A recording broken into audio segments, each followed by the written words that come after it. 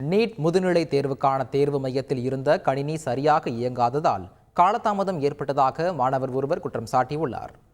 நாடு முழுவதும் இன்று 185 நகரங்களில் உள்ள 500 மையங்களில் நீட் முதுநிலை நீட் தேர்வு நடைபெற்றது. செங்கல்பட்டு மாவட்டம் மாமல்லபுரத்தில் உள்ள தனியார் கல்லூரியில் காலை மதியம் என 2 வேளைகளாக தேர்வு நடைபெற்றது. இதில் பல்வேறு மாவட்டங்கள் மற்றும் மாநிலங்களைச் சேர்ந்தோர் தேர்வு எழுதினர். அப்போது தேர்வு மையத்தில் இருந்த கணினி சரியாக இயங்காததால் காலதாமதம் ஏற்பட்டதாகவும் அதிகாரிகள் வந்த பிறகே கணினி சரி செய்யப்பட்டதாகவும் மருத்துவர் ஒருவர் கூறினார்.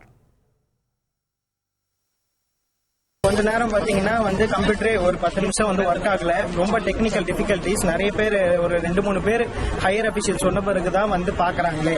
ரொம்ப டிஃபிகல்ட்டா இருந்துச்சு. அதுக்கப்புறம் இனிஷியேஷன் ப்ராசஸா இந்த ஃபிங்கர் பிரிண்ட் சென்சார் பண்றது, அப்புறம் கேமரா எடுக்கிறது, இதுவே இந்த ப்ராசஸே டிலே ஆச்சு. ஸோ இந்த ப்ராசஸ்லாம் சரி பண்ணணும். செய்திகளை உடனுக்குடன் தெரிந்து கொள்ள உடனே சப்ஸ்கிரைப் பண்ணுங்க.